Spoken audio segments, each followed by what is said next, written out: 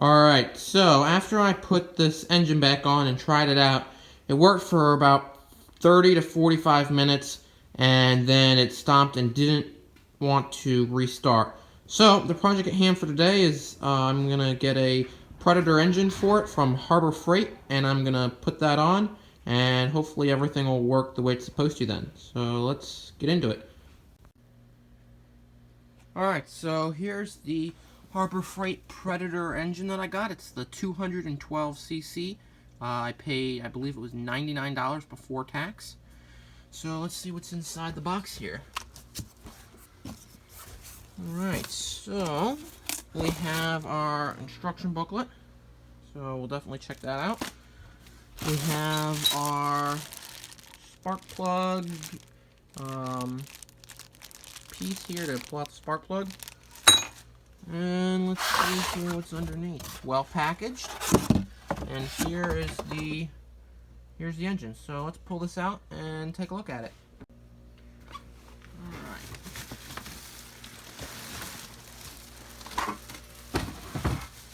Nicely comes in some paper or some plastic wrap, so let's undo that.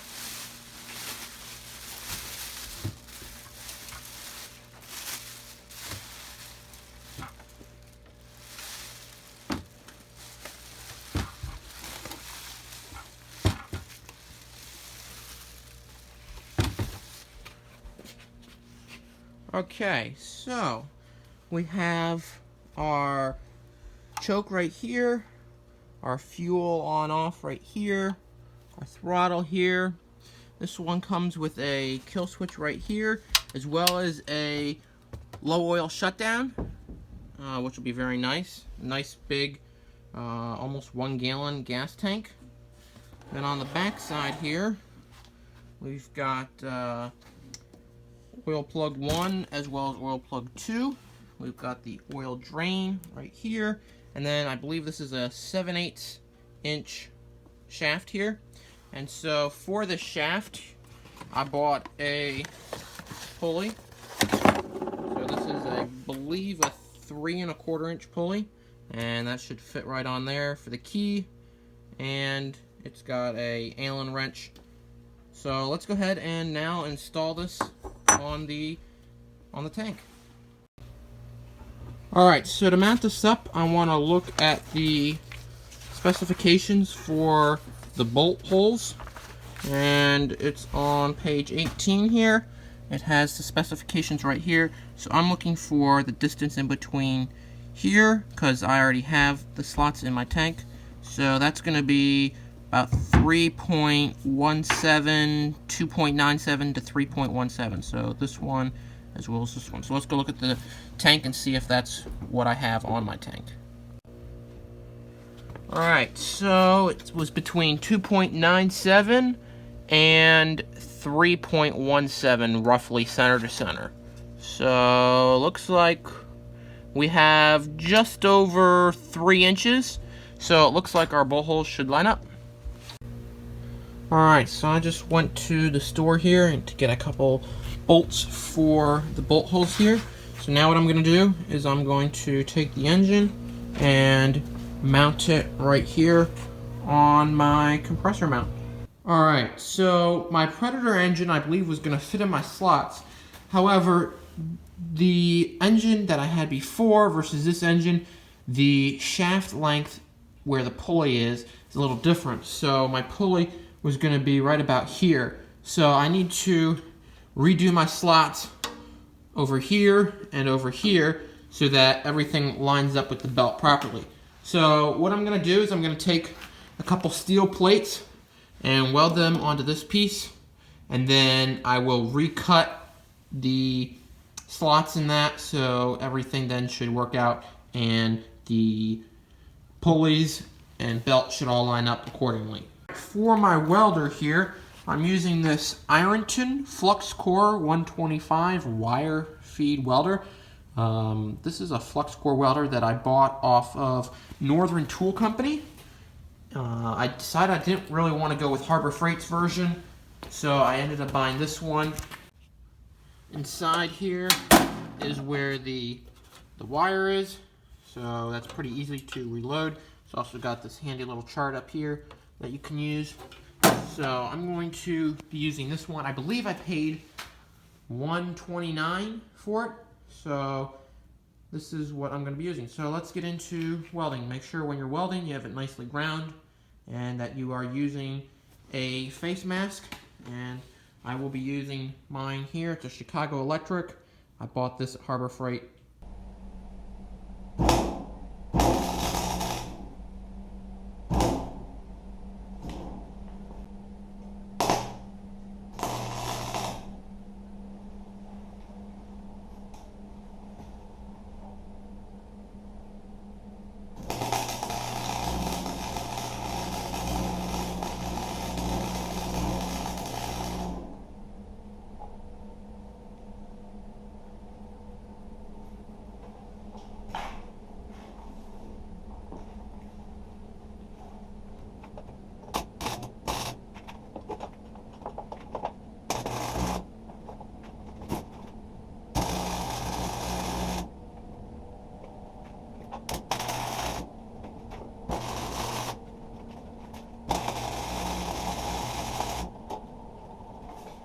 Alright, I have another piece here that I'm going to put right next to it.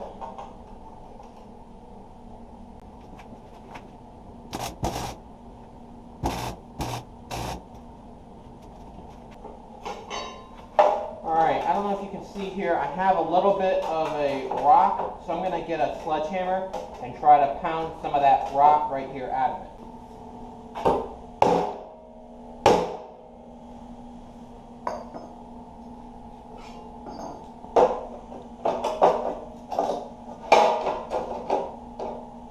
Looks better right there.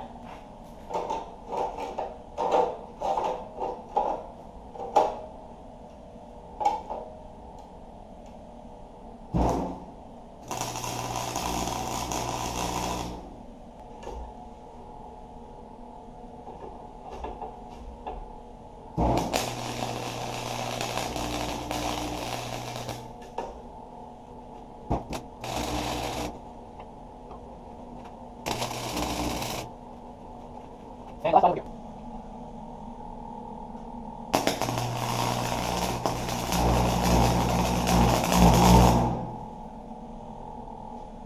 Alright, let's go around and weld this up some more.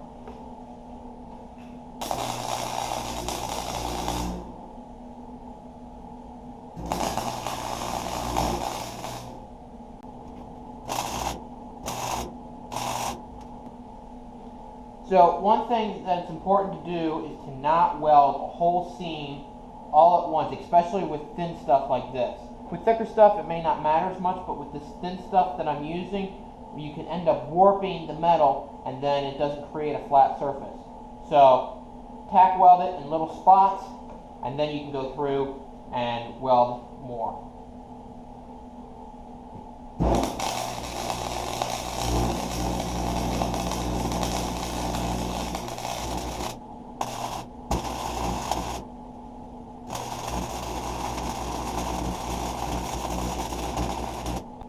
I'm probably not going to weld all the way through, but I just want to make sure that I get a lot of the metal, and make sure it's really welded on there good, especially with a vibrating motor.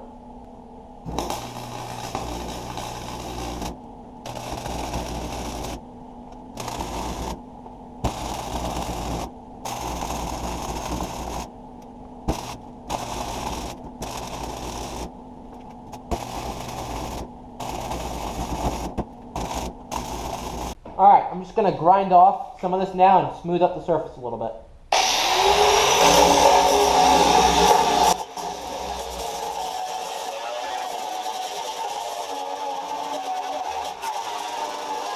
Alright, so while I'm working on the platform for the engine in the garage, I'm going to fill this up with oil and allow it to just run and seat all the seals and do the break-in period. So I'm going to fill it up with some oil here, and I'm using SAE 10W40. It does recommend other things, however this is the stuff that I'm going to be using. It shouldn't be much of a problem. So I'm going to also try to find something to prop up the engine on so that it's a little easier to pour into.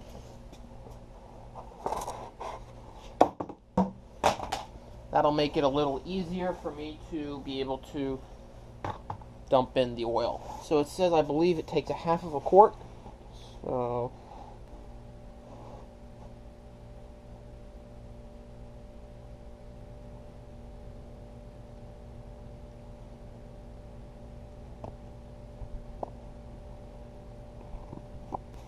alright, let's set this aside here for the minute and see how much we have in here.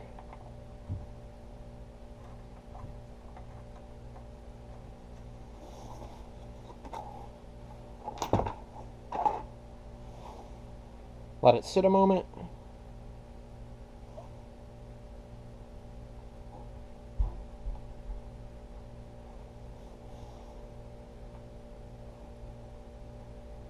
I don't know if you can see it. It looks like it's right about here. So it looks like we need to add some more oil yet.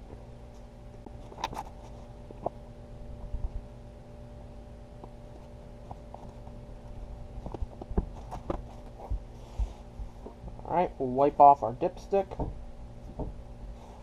Try to get that nice and clean there. We'll stick it back in.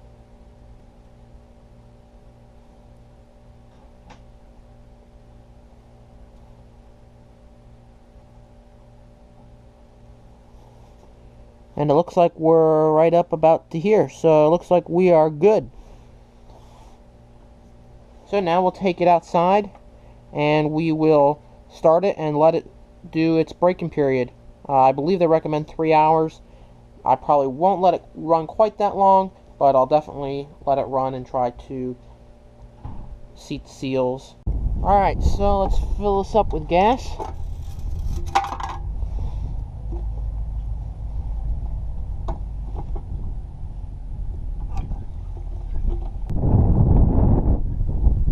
Alright, that should be enough gas, and let's give it the first start.